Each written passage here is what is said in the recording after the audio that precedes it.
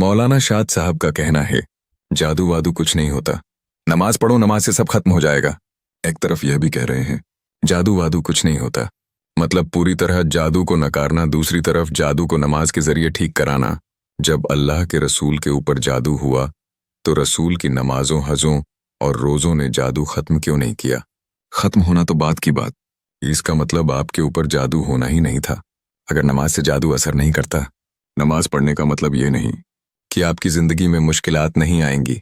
नमाजी होना अलग बात है, लेकिन नमाजी है तो बीमारी, जादू का असर और बहुत सी परेशानी नहीं आएंगी। अगर जादू नमाज से ख़त्म हो जाता है तो अल्लाह के रसूल ने अपने बाल कुएं से क्यों निकाले, क्यों गांठें खोली, क्यों बालों के ऊपर से वज़न हटाया? और तभी यह सब काम करने के बाद ही अल्लाह के रसूल का जादू कटा।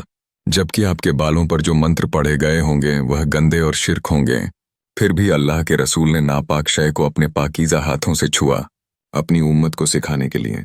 जादू रूहानियत है और रूहानियत के तरीके से ही कटती है। जादू की परेशानी और तकलीफ़ें सिर्फ जादू का मरीज ही समझ सकता है। अब इन आलिम लोगों ने तो तकलीफ़ें झेली नहीं, इसीलिए ख़ास तौर से जादू की जब बात आती है तो ये लोग बड़ी आसानी से बात ख़त्म कर देते हैं। या तो सूरह नाज, सूरह फलक या नमाज को जादू का हल बताकर बात को दबा दिया जाता है। जादू के बारे में जो असल इल्म है वह अवाम तक नहीं पहुंचता।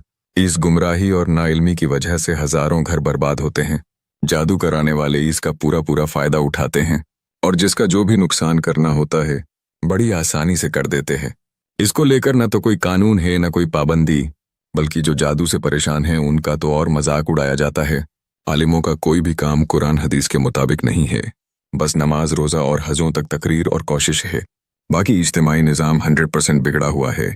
जब तक दीन का सबसे बड़ा पहलू लोगों की इस्लाह का निज़ाम कायम नहीं किया जाएगा, जब तक इस्लाम कायम न हो सकेगा।